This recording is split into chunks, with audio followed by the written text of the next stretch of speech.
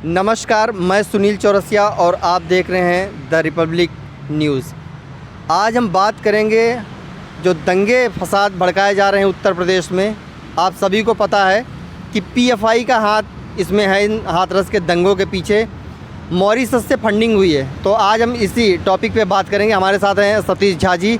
तो झा साहब, आपका क्या कहना है कि जिस हिसाब से मीडिया में और इसका काफ़ी खुलासा हो गया है कि पीएफआई के द्वारा फंडिंग हो रही है क्योंकि बिहार का चुनाव आ रहा है और वहाँ पे दंगा फसाद करवाने के लिए? देखिए, यह पहले ही सर्वविदित है कि देश विरोधी ताकतें इसी तरह के मौके की तलाश में होती है जब वो भारत को कमज़ोर कर सकें, और उसमें कुछ भारत की राजनीतिक पार्टियों की भी मिलीभगत होती है। आपको पता होगा, कांग्रेस के एक बहुत बड़े नेता जो कि राष्ट्रीय सचिव रह चुके हैं, हाथरस के ही हैं, स्टिंग ऑपरेशन में आया है कि उनका प्लान था कि 10-20 लाशें यहाँ गिरे, मारपीट हो, दंगा हो, फिर मैं राहुल गांधी को बुलाऊं जिससे राहुल गांधी लाश पे राजनीति करें। आपने देखा होगा, यही राहुल गांधी राजस्थान में रोज़ बलात्कार होता है, कभी झांक के भी नहीं देखते हैं। झांक को तो छोड़िए, चर्चा भी नहीं करते हैं। तो इनका मुद्दा बलात्कार है ही नहीं, इनका मुद्दा है राष्ट्रवादी सरकारें जहाँ जहाँ। आपने देखा होगा शाहीन बाग के आंदोलन में पीएफआई ने कैसे फंडिंग करी थी। वहाँ भारत के असम उत्तर पूर्वी राज्यों को चिकन नेक को काटने का प्रोग्राम बन रहा था। जो 22 किलोमीटर का गलियारा है उसको काट दिया जाए। क्या आप लगता है कि कोई भी देशभक्त आदमी भारत के टुकड़े करने का समर्थन करेगा? लेकिन पीएफआई ने करा था और कांग्रेस उसके साथ थी। आज तो कांग्रेस के राष्ट्रीय सचिव का स्टिंग आ गया है कि वहाँ पे वो लाश गिरवाना चाहते थे, लोगों में मारपीट करवाना चाहते थे जिससे कि दंगा फैले और फिर वहाँ पे राहुल गांधी आकर के राजनीति करे। राहुल गांधी के राजनीति के लिए प्लेटफॉर्म तैयार किया जा रहा था, तो दंगा करवा कर। क्या कांग्रेस इतना नीचे गिर गई है कि उसको चुनाव जीतने के लिए अब बलात्कार जैसे आरोपों को लगाना पड़ेगा, हिंदुस्तान को जलाना पड़ेगा? जैसे आपने देखा कि दिल्ली में चुनाव के पहले क्या हुआ, चुनाव के बाद क्या हुआ कि किस तरह वहाँ पे दंगे भड़के हैं। आपने बोला कांग्रेस इतना नीचे गिर गई है। कांग्रेस तो इतना नीचे गिर गई है कि अभी चाइना से हमारा तनावपूर्ण संबंध है और चाइना से कांग्रेस पैसे लेती है। मतलब हमारे दुश्मन देश से पैसे लेकर के हमारे देश को विश्व के पटल पे बदनाम करती है, हमारे सेना को मनोबल को घटाती है। तो जो पार्टी यह कुकर्म कर सकती है वह पार्टी बलात्कार पर राजनीति क्यों नहीं कर सकती है? कांग्रेस बलात्कार पर राजनीति कर रही है और इस देश में दंगा फसाद करना चाहती है, आपस में लोगों को लड़वाना चाहती है, हिंदू को बांटना चाहती है। यदि कांग्रेस हिंदू को बांटना नहीं चाहती तो पालघर में साधु की हत्या हो गई थी।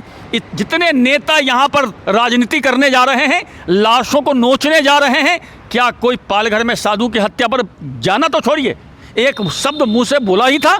बलरामपुर में यही मुसलमानों ने दलित के साथ बलात्कार किया है। ये जितने तथाकथित फर्जी सेकुलर हैं, क्या इन्होंने एक शब्द बोला है? बिल्कुल नहीं बोला है। ये किसी तरह से हिंदू में फूट डाल करके देश विरोधी ताकतों की भारत में सरकार बनाना चाहते हैं जिससे कि भारत को टुकड़ा करने में आसानी हो।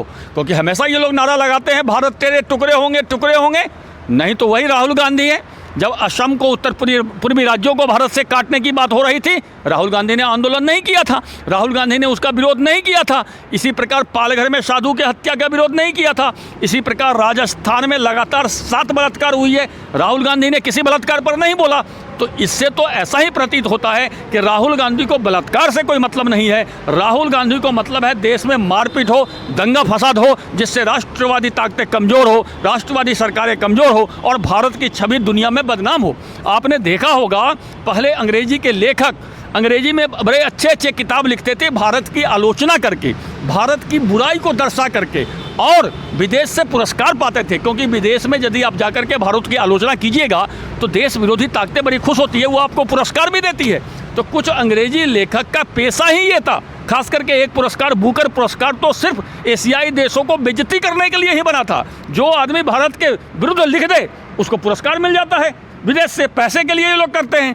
तो ये लोग, राहुल गांधी, भारत की आलोचना करके विदेश में भारत को बदनाम करना चाहते हैं जिससे विदेश से वाहवाही मिले और फिर चाइना सरकार से भारत की कांग्रेस पार्टी की समझौता है कि हम एक दूसरे की मदद करेंगे। आज चाइना को हमने फंसा के रख दिया है बॉर्डर पे, तो कांग्रेस उस समझौता से बंधी हुई है। जो पैसा लेती है वो चाइना को मदद करेगी, तो चाइना को कैसे मदद करेगी? भारत में दंगा फसाद होगा तो भारत कमज़ोर होगा, तो भारत कमज़ोर होगा तो चाइना को मौका मिलेगा। तो कांग्रेस पार्टी अप्रत्यक्ष रूप से चाइना की भी मदद कर रही है और यहाँ पर हिंदुओं में आपस में मार्केट करवाना चाहती है, जिससे कि भारत देश कमज़ोर हो, एक मजबूत देश ना बन सके और दुश्मन देश को मौका मिल सके। तो मेरा सीधा आरोप है कि दुश्मन देशों से मिली भगत कर भारत में दंगा फसाद करवाया जा रहा है। और आपने देखा होगा 100 करोड़ रुपए की फंडिंग की गई थी। केरला का PFI का एक मेंबर हाथरस आ रहा था। बताइए केरला कहाँ, हाथरस कहाँ? वो हाथरस आ रहा था दंगा फैलाने के लिए, लोगों को उकसाने के लिए, लोगों को भड़काने के लिए। 4 आदमी से आ रहा था, चारों पकड़ा गया है। पुलिस उस पर जांच कर रही है और कठोर से कठोर सज़ा देगी। और इस तरह के जो गैंग हैं उनका पर्दाफाश होना चाहिए, और उनका जब पर्दाफाश होगा तो ये बात बहुत दूर तक जाएगी। आज तो कांग्रेस के राष्ट्रीय सचिव स्टिंग में पकड़े गए हैं, कांग्रेस के बड़े बड़े नेता इसमें पकड़े जाएंगे जो जा करके वहाँ पर लाश पर राजनीति हाथरस में करना चाहते थे। और ये लोग पूरा फर्जी सेकुलर हैं, फर्जी आदमी हैं। इन लोगों को देश के अच्छाई से कोई मतलब नहीं है, देश के मजबूत होने का कोई उद्देश्य नहीं है। देश को कमज़ोर करना चाहते हैं, देश में दंगा और फसाद करवाना चाहते हैं। जिस तरह से राहुल गांधी का चेहरा पूरी दुनिया के सामने आ गया है कि वहाँ पर अभी ये संदिग्ध है कि बलात्कार हुआ है या नहीं हुआ है। PFI भी उसमें आ गई, शामिल हो गई है कि मॉरिशस से 100 करोड़ रुपया आया है। तो क्या जनता हिंदुस्तान की राहुल गांधी को इस बिहार चुनाव में सबक सिखाएगी या याद रखेगी जनता? देखिए, पहले बलात्कार हुआ है नहीं हुआ है जांच का विषय है। मैं उस पर इसलिए नहीं अभी बोल रहा हूँ कि यदि बलात्कार हुआ है तो उसको सजा मिलेगी। मिलनी चाहिए, बिल्कुल। वो आदमी संदिग्ध जो है पकड़ा गया है, जेल में है, इसमें तो कोई शक नहीं है। जो उस परिवार को मुआवजा देना चाहिए ऑलरेडी दिया जा चुका है, सारे कार्रवाई की जा चुकी है।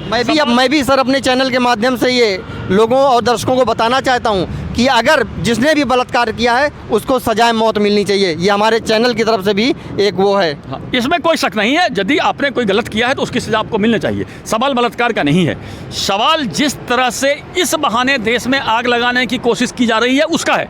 और इसमें कांग्रेस पार्टी सबसे अग्रणी है।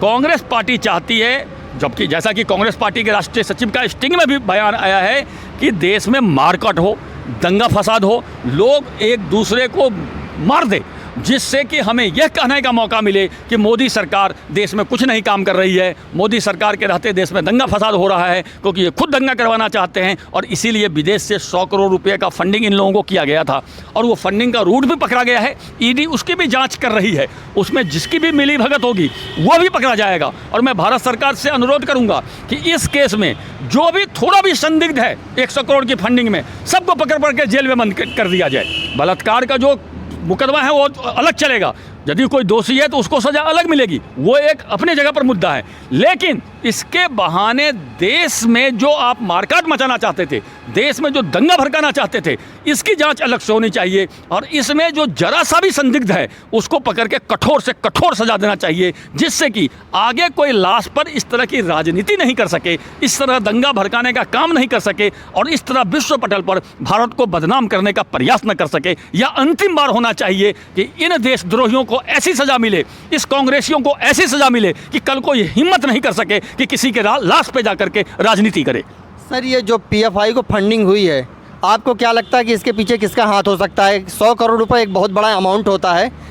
देखिए, दुनिया में बहुत से ऐसे संगठन हैं, भारत विरोधी संगठन, जो फंडिंग करते हैं। दुनिया में भारत के उभरते हुए अर्थव्यवस्था से, उभरती हुई सैन्य ताकत से बहुत से देश परेशान हैं, बहुत से संगठन परेशान हैं, जो हमेशा चाहते हैं कि भारत को कमज़ोर करने का बहाना ढूंढते हैं।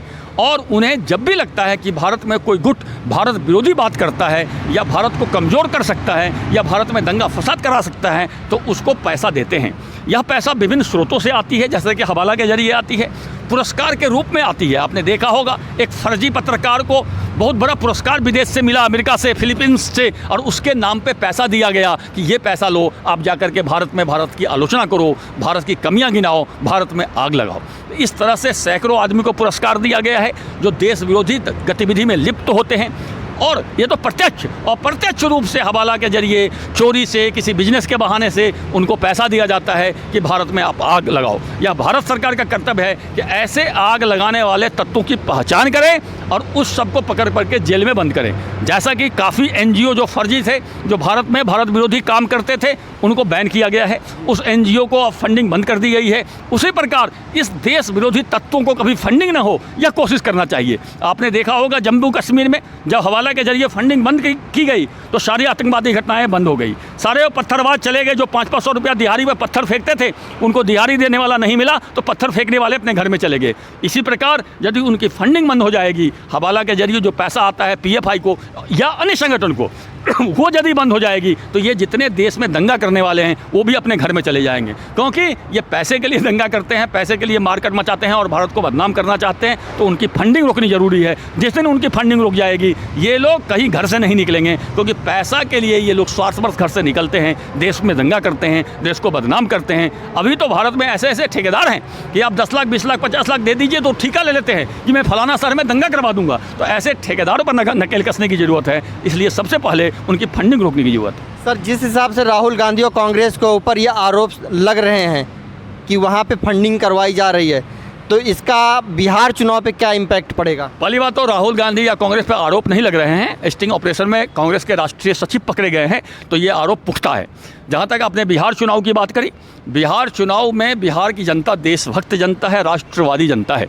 बिहार की जनता राहुल गांधी को सबक सिखाएगी, चाहे वो सुशांत सिंह केस का प्रकरण हो जिसमें कि कांग्रेस ने बड़ा ही घृणित काम किया, शिवसेना पर दबाव नहीं डाला CBI जांच के लिए, यह भी बिहार की जनता देख रही थी। बिहार की जनता यह भी देख रही थी कि लॉकडाउन में राजस्थान, पंजाब और महाराष्ट्र से सबसे ज़्यादा बिहारी पलायन कर रहे थे। जहां कांग्रेस या कांग्रेस समर्थित सरकारें थी वहां पे कांग्रेस ने एक भी बस नहीं लगाई और नाटक करने के लिए झूठ मूठ का यूपी में बस लेकर के आई।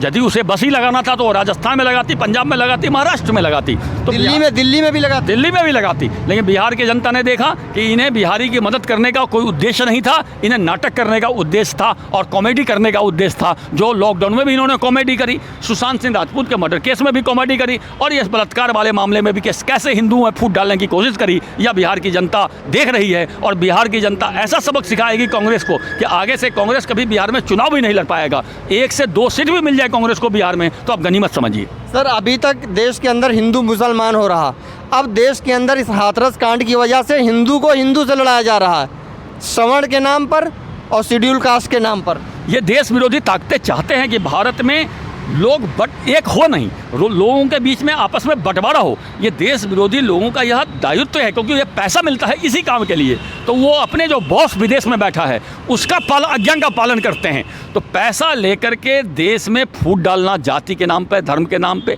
ये कांग्रेस और या कांग्रेसी पार्टियों का कर्तव्य है। ये हमेशा ये लोग करते आए हैं। अब इनका चाल चरित्र चेहरा खुलकर जनता के सामने आ रहा है। इसलिए आप देखते होंगे कि जनता इन्हें समय समय पर जवाब देती है और इस बार बिहार की जनता तगड़ा इनको जवाब देगी कि आप देश विरोधी जो काम कर रहे हैं ये इनके मुंह पे चमाटा मारेगी। बहुत बहुत धन्यवाद सर हमसे बात करने के लिए। आगे की अपडेट के लिए भी देखते रहिए द रिपब्लिक न्यूज़। नमस्कार।